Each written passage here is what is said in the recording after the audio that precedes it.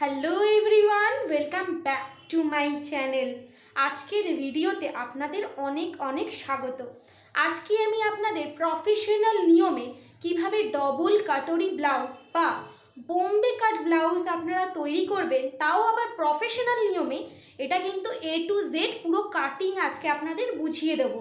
তো ভিডিওটার প্রথম থেকে শেষ পর্যন্ত আপনারা মন দিয়ে দেখতে থাকুন।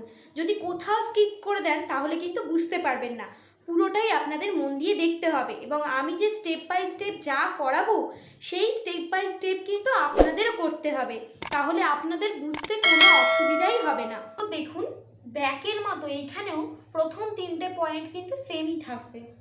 তো প্রথমে এখানে আমাদের আছে পুট কত, এখানে আমাদের পুট আছে 15.5, সেখান থেকে আমরা তাকে 2 দিয়ে আগে ভাগ করে নেবো, তাহলে আছে 7.75, মানে 8 ইঞ্চি থেকে 2 সুত কম। এখানে আগে এটাকে আয়রন করে নিয়েছি, আর এটা কিন্তু আমার এক ভাজেই আছে, ঠিক আছে।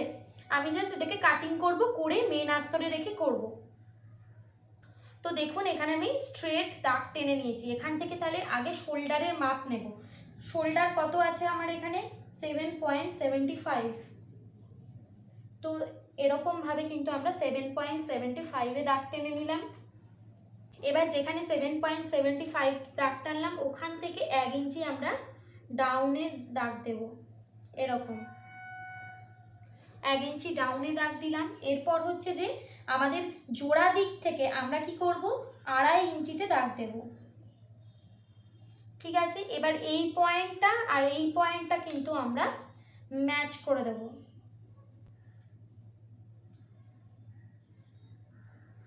তো দেখুন এটা আমাদের কমপ্লিট হয়ে গেল, এই তিনটে পয়েন্ট কিন্তু সেম।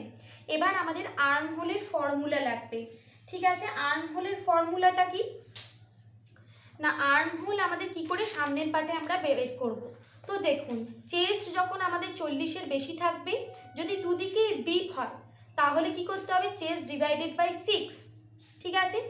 যদি আপনার একটা গলা বোট হয়, মানে দুটো পার্টের মধ্যে, মানে ব্লাউজের তো দুদিক থাকে, সামনের দিক পিছনের দিক, তো দুই দিকের মধ্যে একদিক যদি ডিপ হয় বা একদিক যদি বোট নেক হয় বা দুটো নেকই যদি আমাদের বোট হয়, তাহলে আর্ম হোলের সূত্র কি হবে, চেস্ট ডিভাইডেড বাই 6, তার সাথে আমরা কি করব 0.5 ইঞ্চ অ্যাড করব। এটা কত নম্বর ছাতি হলে, 40-এর ওপরের ছাতি হলে, 40 প্লাস প্লাস।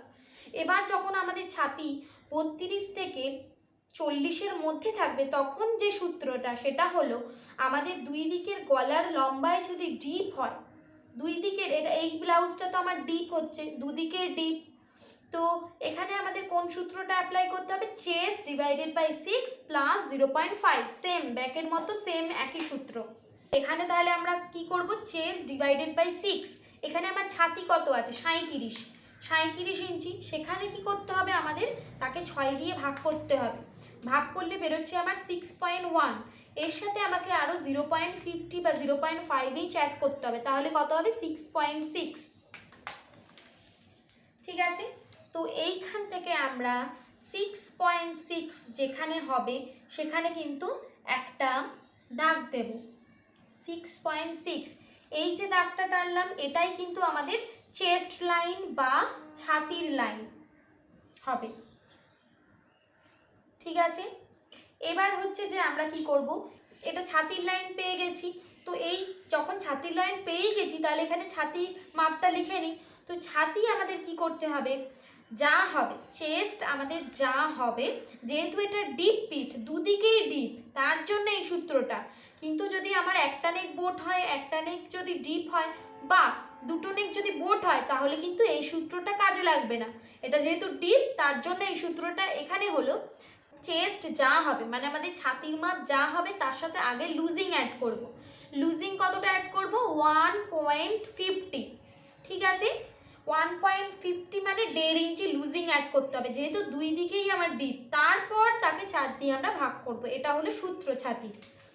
তো এখানে আমার কত আছে ছাতি 37-এর সাথে লুজিং অ্যাড করব 1.50, লুজিং অ্যাড করলে আমার হচ্ছে 38.5, মানে 38.5 ইঞ্চি হচ্ছে, যদি 37-এর সাথে 1.5 ইঞ্চি প্লাস করি।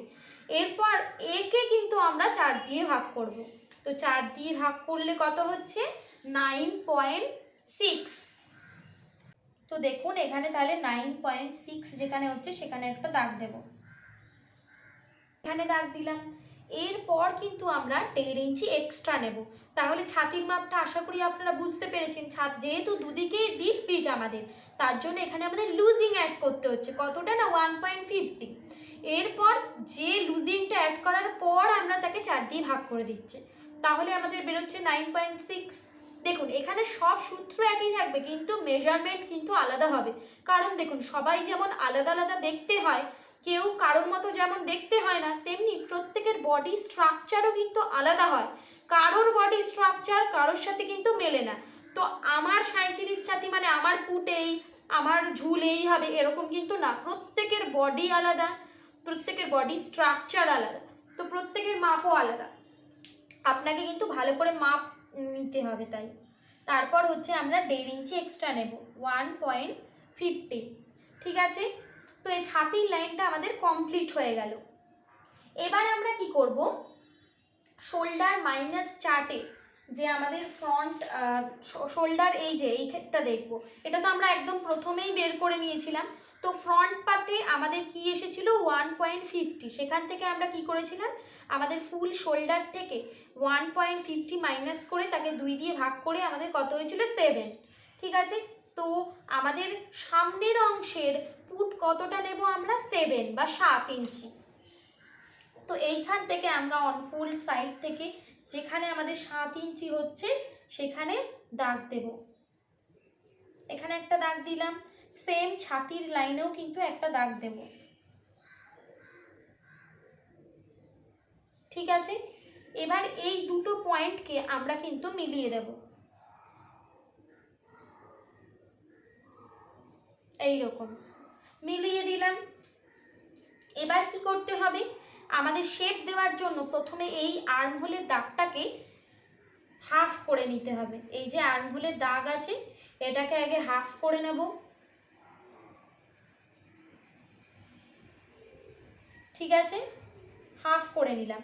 এবার দেখুন এটা তো আমাদের ফ্রন্ট পার্ট হচ্ছে, তো ফ্রন্ট পার্টের জন্য কি করতে হবে, সেন্টার যে হাফ সেন্টার বের করে আর্মহোলের মাঝখান বের করে যে দাগ দিলাম না, এখান থেকে আমাদের 2 সুত মানে 0.25 মতো দাগ দিতে হবে ভিতরে। ভিতরে দাগ দিলাম। এবার এই পয়েন্ট আর এই পয়েন্টটাকে কিন্তু আমাদের ম্যাচ করে দিতে হবে। ঠিক আছে, হলো। এবার আমাদের এইটা তো হয়ে গেল, এবার হচ্ছে কোন থেকে কতটা দাগ দেব। তো দেখুন আর্মহোলের ক্রস মার্ক যেটা আমি আগে দেখিয়েছিলাম ব্যাক পার্টে, এখানেও আপনাদের দেখাচ্ছি।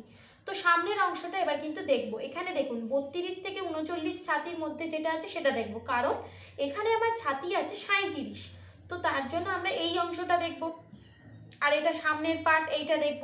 তো এইখান থেকে যাব আর এইখান থেকে আসব, কোথায় গিয়ে আমার পাচ্ছি দেখুন আর্মহোলের ক্রস মার্ক এই যে 0.75। তাহলে আমরা কত নেব, 0.75 সামনের পার্টে। তো 0.75 এইভাবে নেব, 1 ইঞ্চি থেকে 2 সুত কমকেই আমরা বলি 0.75। তো দেখুন এখানে একটা দাগ দিয়ে দিলাম।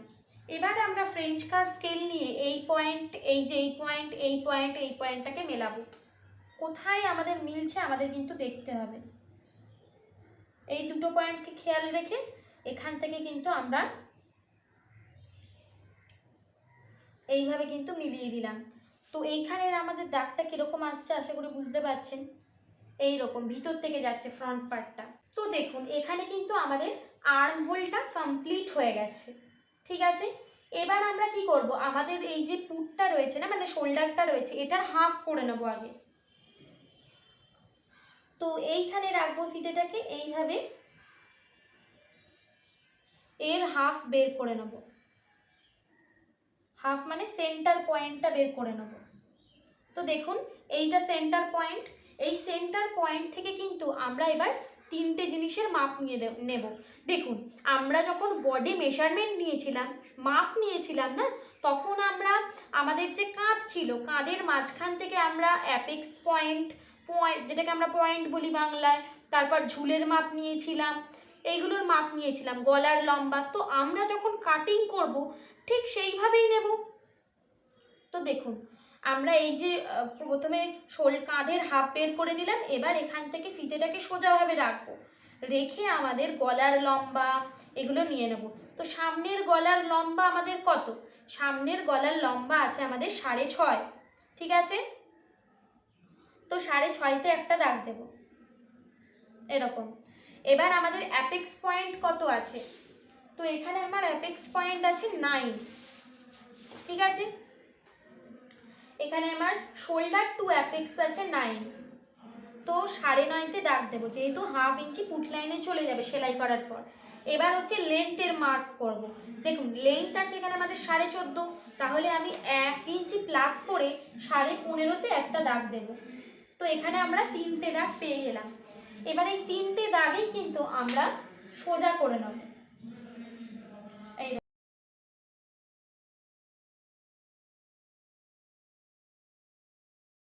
এবার আমরা গলার সাইডটা কমপ্লিট করে নিই। প্রথমে কি করব, এইখান থেকে না আমরা এটা তো ডিপ পিট, এটা তো শোল্ডার ডাউন হবে না, তো এইখান থেকে যে মাপটা রয়েছে সেই মাপটাই এখানে। তো এইটা কতটা আসছে আমাদের আগে দেখতে হবে। হাফ ইঞ্চির ওপরে 2টো দাগ আসছে, তো এদিকেও সেম হাফ ইঞ্চির ওপরে 2টো দাগে কিন্তু দাগ দিতে হবে। দিলাম। এবার এই দাগটা আর এই দাগটাকে মিলিয়ে দিতে হবে, ঠিক আছে? এবার দেখুন, এবার যেহেতু এটা ডিপ পিট, ঠিক আছে, এবার যেহেতু এটা ডিপ পিট, আর দেখুন নেক লাইনটা এখানে আমার 6.5 আছে, এই যে এটা তো চেস্ট লাইন, আর এটা হচ্ছে যে গলার লম্বা নিলাম। তো ছাতির লাইনের সাথে দেখুন গলার লাইনটা অনেকটা কাছাকাছি। যাদের এই কাছাকাছি চলে আসবে তখন আমাদের কি করতে হবে, আমাদের ওপরে কিছু মাইনাস করতে মানে হবে না। যেহেতু যদি হচ্ছে যে কি হয়, যেমনি আমরা ব্যাক পার্টে শিখলাম যে আমাদের যদি ছাতির লাইনের থেকে আমাদের নেক ডিপ বেশি হয়ে যায় তাহলে আমরা এখান থেকে মাইনাস করছিলাম, কিন্তু যেহেতু আমাদের এই যে গলার লম্বাটা ছাতির লাইন থেকে বেশি যাচ্ছে না, দেখুন কতটা গ্যাপ আছে, তো তার জন্য এখানে আর আমরা কিছু মাইনাস করব না, এই যা মাইনাস করেছি এটাই, ঠিক আছে? এবার আমরা কি করব, এবার হচ্ছে যে আমরা রেডি শোল্ডার নিয়ে নেব। রেডি শোল্ডার আমার কত চাই? আমার তো রেডি শোল্ডার চাই 2 ইঞ্চ, তো তার সাথে 1 ইঞ্চ প্লাস করে আমরা কিন্তু 3 ইঞ্চে দাগ দেব, ঠিক আছে? তাহলে আমার রেডি চাই 2 ইঞ্চ, তার সাথে তো 1 ইঞ্চ প্লাস করলাম, করে 3 ইঞ্চে দাগ দিলাম, এইখান থেকে নিলাম। এবার হচ্ছে যে এইখানে কতটা তাহলে গ্যাপ আসছে দেখি, এখানে আমার কিন্তু 4 আসছে, মানে চওড়াটা এতটা 4, ঠিক আছে? তো এখানে যেহেতু 4 আসছে, এখানে আপনি চাইলে 4ও নিতে পারেন, যেহেতু অনেকটা ডিপ, আবার কমও করতে পারেন। এখানেও আমি সেম 4ই নিয়ে নিলাম, ঠিক আছে? তো এই পয়েন্ট আর এই পয়েন্টটাকে কিন্তু আমরা ম্যাচ করে দেব, ঠিক আছে? এবার এখানে বক্স হয়ে গেল। এখানে কিন্তু গলার শেপটা আমরা দিয়ে দেবো, ঠিক আছে? সামনের গলা তো আমরা রাউন্ড করছি, আর পিছনের গলা আমাদের চৌকো হচ্ছে। তো ফ্রেঞ্চ কার্ভ স্কেলের সাহায্যেও আমরা করতে পারি, এছাড়া আমরা হাত দিয়েও কিন্তু করতে পারি। তবে কিন্তু আমরা এবার নেক শেপটা দিয়ে দেবো, ঠিক আছে? আপনারা চাইলে আপনাদের পছন্দ মতো শেপ দিয়ে দিতে পারেন, সেই অনুযায়ী তো আমাদের শোল্ডারটাও মাইনাস হবে। তো এখানে আমার নেক শেপটা কমপ্লিট হয়ে গেল। এবার আমরা অ্যাপেক্স লাইনে চলে আসি। এটা আমাদের apex point, shoulder two apex, ঠিক আছে? মানে পয়েন্টে চলে এলাম আমরা। এখানে কি করতে হবে, অ্যাপেক্স টু অ্যাপেক্স যা মাপ ছিল, পয়েন্ট থেকে পয়েন্টের দূরত্ব যা, তাকে আমরা প্রথমে 2 দিয়ে ভাগ করে নেব। তো এখানে আমার অ্যাপেক্স টু অ্যাপেক্স ছিল কত? 7.5। তো 7.5কে হাফ করে নেব, ফিতের সাহায্যেও করতে পারেন, আবার ক্যালকুলেটরের সাহায্যেও করতে পারেন। তো 3.75, তো 3 পয়েন্ট, এইখান থেকে 3.75-এ আমরা কিন্তু একটা দাগ দেব, ঠিক আছে? 3.75-এ একটা দাগ দিলাম, এটাই কিন্তু আমাদের মেন পয়েন্ট হয়ে গেল। এবার আমরা কি করব, এটা আমাদের কি, যেখানে ঝুল শেষ হয়েছে সেখান থেকেই আমাদের শুরু হচ্ছে কোমরের লাইন। তো কোমরের লাইনের সূত্র কি, কোমরকে আমরা 4 দিয়ে ভাগ করব, তারপর 1.5 ইঞ্চি যেরকম প্লাস করছি করে নেব। তো কোমর এখানে আমার কত আছে, কোমর আছে এখানে 32, 32কে যদি 4 দিয়ে ভাগ করি, 4 আসতে 32, তাহলে 8, 8-এর সাথে 1.5 ইঞ্চি প্লাস করে দেবো, তাহলে এখানে আমরা আগে 8-এ দাগ দিলাম একটা, এরপর আমরা 1.5 ইঞ্চিতে একটা দাগ দেব। এবার বাইরের দাগের সাথে বাইরের দাগ দুটো মিলিয়ে দেবো, ভিতরের দাগের সাথে ভিতরের দাগ দুটো মিলিয়ে দেবো আমরা।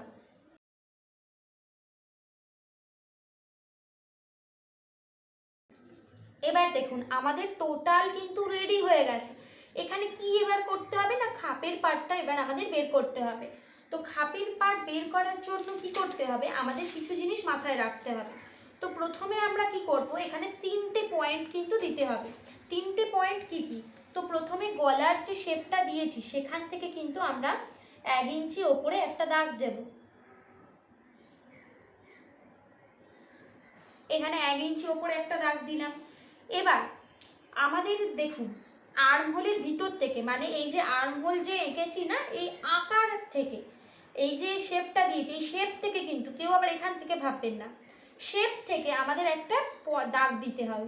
তো সেটা কি করব, আর্মহোল থেকে ভিতরে একটা দাগ দিতে হবে। সেটা আমাদের চেস্ট যখন 36-এর বেশি হবে তখন আমরা 2 ইঞ্চি দেব, আর যদি আমাদের 35 বা তার কম হয় তাহলে কিন্তু আমরা 1.5 ইঞ্চি দেব। তো এইখান থেকে আমরা এই যে এঁকেছি এই কোনাকুনিভাবে 1.5 ইঞ্চিতে একটা কিন্তু দাগ দেব। দেখুন এটা তো আমার হচ্ছে যে 37 সাইজ, তো 36-এর প্লাস প্লাস হচ্ছে, তাহলে এখানে আমরা 2 ইঞ্চিতে দাগ দেব। 2 ইঞ্চিতে দাগ দিলাম। এবার দেখুন আপনি চাইলে যদি দেখুন কারোর বডি দুজনেরই 37, কিন্তু একজনের টোটাল পুরোটা নিয়ে 37 হচ্ছে, কিন্তু তার চেস্ট পার্টটা কিন্তু ফ্ল্যাট, আবার একজনের কিন্তু মানে অনেক বেশি ভারী কিন্তু সে রোগা, সেইটা নিয়ে 37 হচ্ছে। তো দেখুন যার ফ্ল্যাট তার তো এত বেশি ফোলা লাগবে না। তো তখন আপনি কি করতে পারেন, এখানে যে 1 ইঞ্চি দাগ দিয়েছি এখান থেকে 1 ইঞ্চিতে দাগ দিয়ে আপনি কিন্তু এখান থেকে 75-এও দাগ দিতে পারেন। ঠিক আছে, 75, ঠিক আছে। তো আমি 75-এই দাগ দিচ্ছি।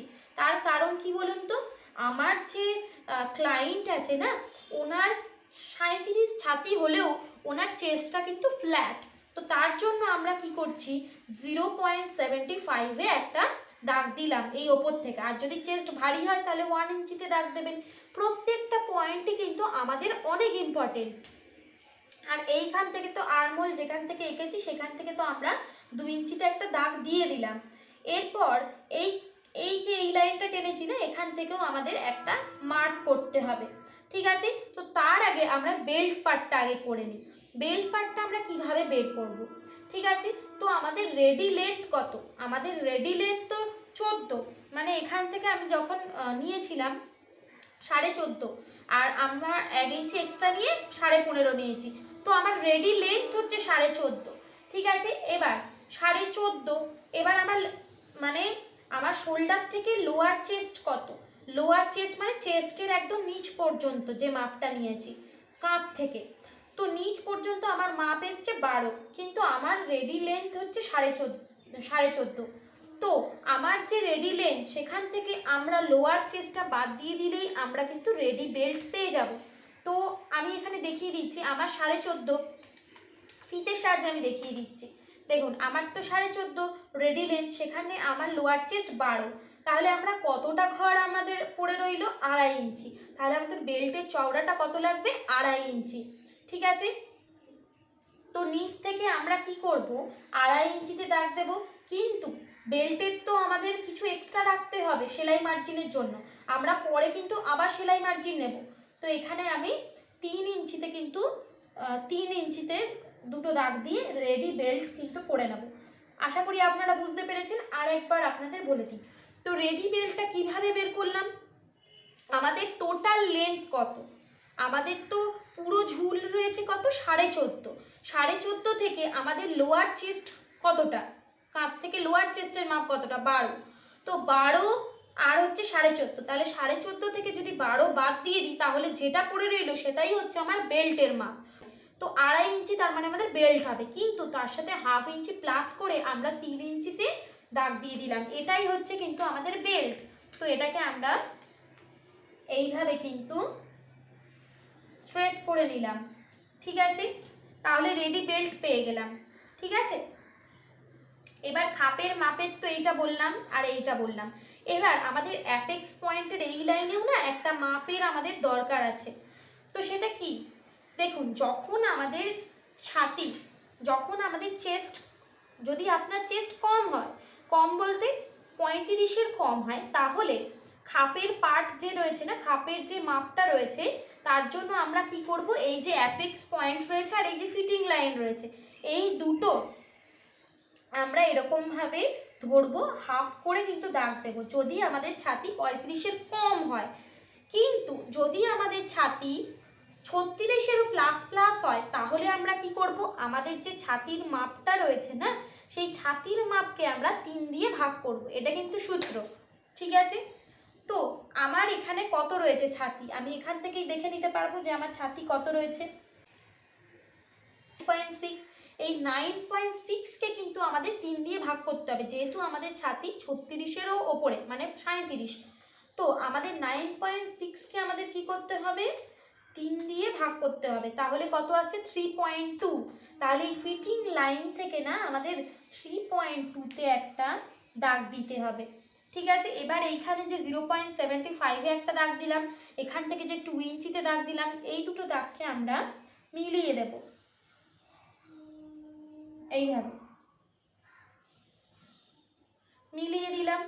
এবার এই দাগটা, এখানে তো একটা মার্ক করেছি, এই মার্কটাকেও কিন্তু আমাদের মেলাতে হবে।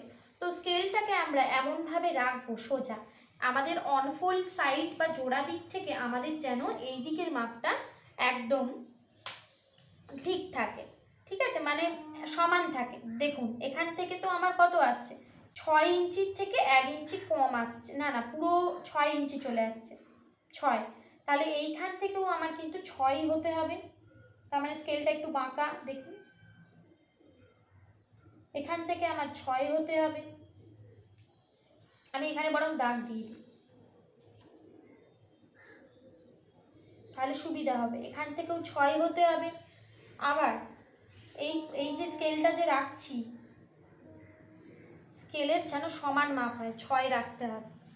এইভাবে রেখে আমরা এই 3টে পয়েন্টকে কিন্তু, তো দেখুন এইভাবে কিন্তু আমরা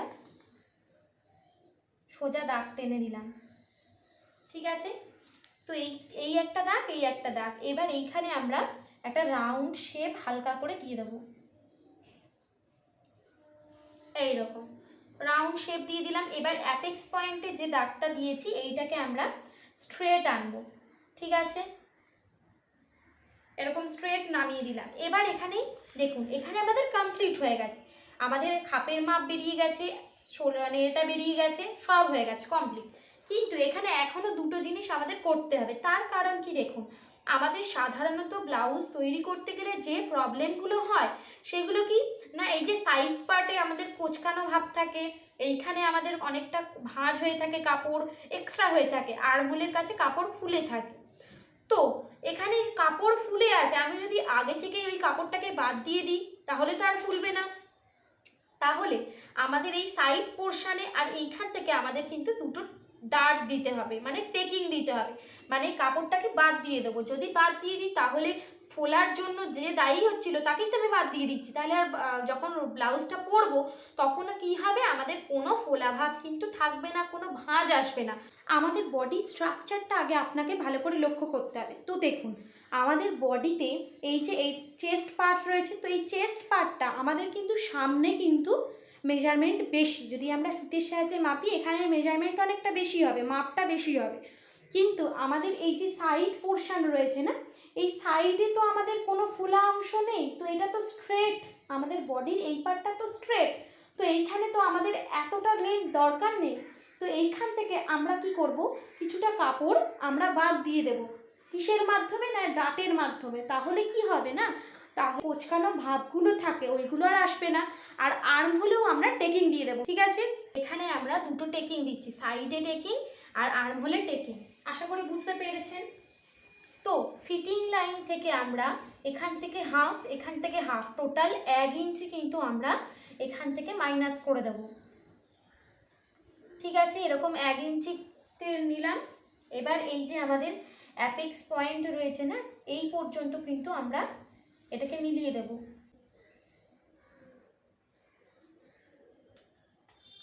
এই দাগটাকেও এইভাবে নিয়ে এর সাথে মিলিয়ে দেব। তো এইটুকু পোর্শন কিন্তু আমাদের বাদ হয়ে যাবে। এবার দেখুন, আমরা তো যখন স্টিচ করব তখন দুটো একসাথে জয়েন্ট করব, তো এর জন্য দুটো মেপে দেখে নেব যে সমান আছে কিনা।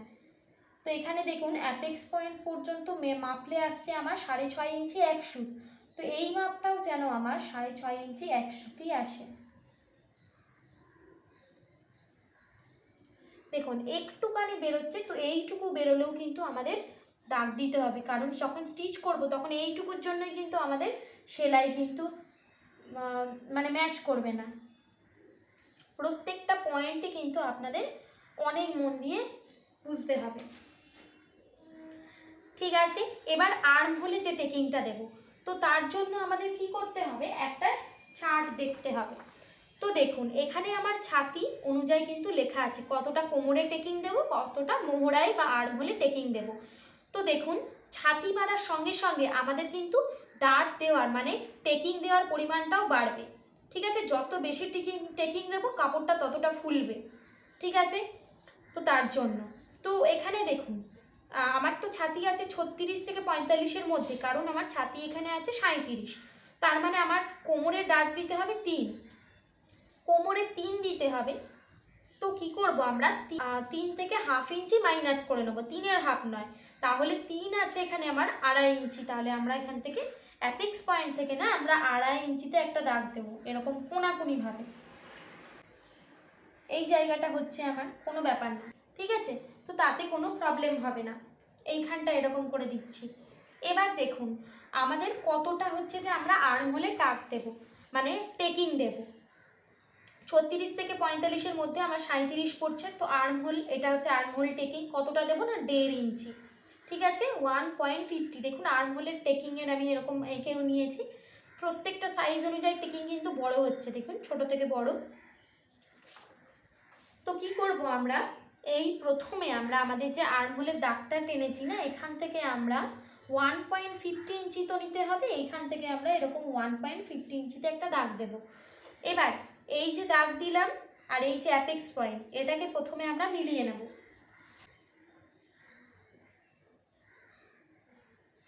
এরকম 1.5 ইঞ্চিতে দাগ দিলাম না, 1.5 ইঞ্চি, 1.5 ইঞ্চির হাফ করে নেব।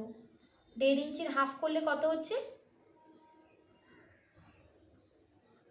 হাফ ইঞ্চির পর দুটো লাইন। ঠিক আছে, তো হাফ ইঞ্চির পর দুটো লাইন উপরে আরও একটা দাগ দেব। ঠিক আছে, এই পয়েন্টটাকে আমরা এখানে ম্যাচ করব, এই যে যেখানে 2.5 ইঞ্চিতে দাগ দিলাম ওইখানে এরকমভাবে দাগ দিলাম।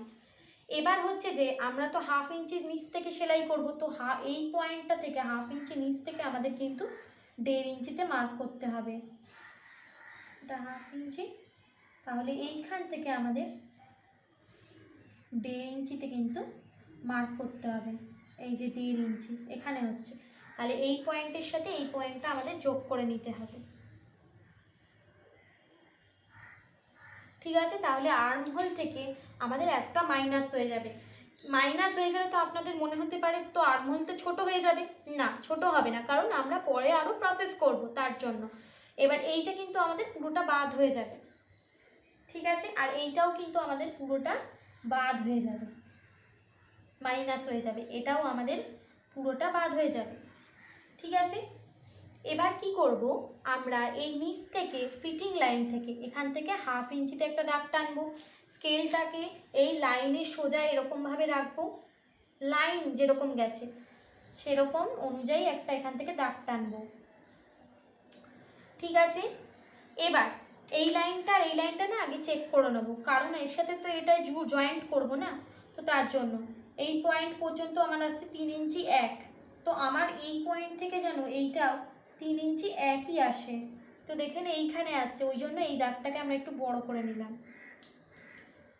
এবার স্কেলটাকে এরকম স্ট্রেট রাখবো। কীরকমভাবে বুঝবো না, এই দূরত্ব যেন সেম হয়। ঠিক আছে, এরকম স্ট্রেট রেখে আমরা এরকম করে দিলাম। তো দেখুন এবার এখানে আমরা আমাদের নতুন যে আর্ম হোল সেটা ড্র করে দেব, তাহলে আমাদের নতুন আর্ম হোলটা কিন্তু ড্র হয়ে যাবে।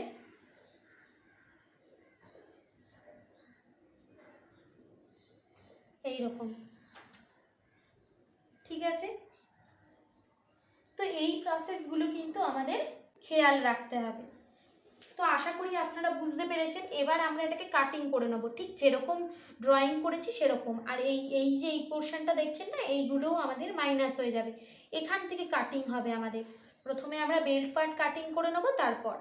তো এখান থেকে 1.25ও রাখতে পারেন বা 0.75ও রাখতে পারেন। তো এখান থেকে আমি 0.75-এ কিন্তু রাখ দিচ্ছি, 1 ইঞ্চি থেকে 2 সুত কম,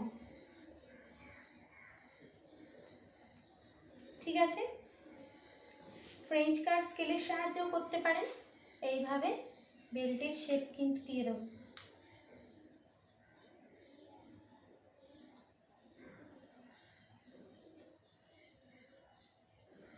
তাহলে বেল্টের শেপ এখানে আমার হয়ে গেল বেল্টটা। এবার কিন্তু যেরকম করেছি সেরকম করে পুরো কাটিং করে নেব। প্রথমে বেল্টটা কেটে নিচ্ছি।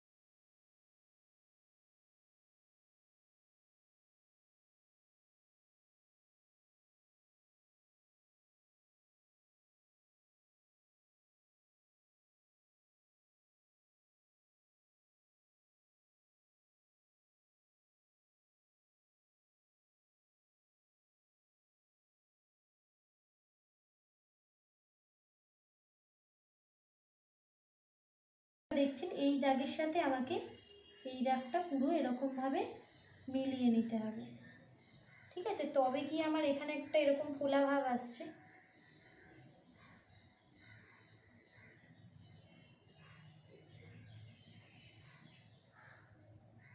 এর সাথে এটা রেখে তারপরে কিন্তু আমাদের কাটিং করতে হবে,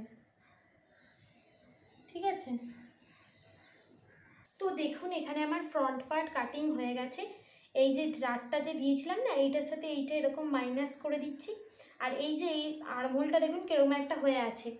তো এটা ঠিক হয়ে যাবে যদি আমরা এইখান থেকে 0.2 সুত মতো এরকম করে দিলেই কিন্তু আমাদের এই জিনিসটা ঠিক হয়ে যাবে। এখানে কিন্তু অবশ্যই আমাদের পিন লাগিয়ে দিতে হবে। তো আমাদের ফার্মা কিন্তু রেডি হয়ে গেছে। এবার এখানে কি কি করতে হবে না, এখানে দেখুন এই পার্টের সাথে এইটা জুড়বে, তো এইখান থেকে 1/2 ইঞ্চি এক্সট্রা রাখবো, এই পার্টের এইখান থেকে 1/2 ইঞ্চি এক্সট্রা রাখবো। যেহেতু নিচে বেল্ট অ্যাটাচ হবে, তো এই দুটো পার্টেরই নিচে 1/2 ইঞ্চি এক্সট্রা রাখতে হবে। এটা এবার মেন আস্তরে ফেলে 1/2 ইঞ্চি এইগুলো এক্সট্রা রাখতে হবে। বেল্ট পার্ট জয়েন হবে এর সাথে, তো এইখানেও কিন্তু 1/2 ইঞ্চি এক্সট্রা আমাদের অ্যাড করতে হবে। তো দেখুন সামনের পার্ট কিন্তু আমাদের কমপ্লিট হয়ে গেছে।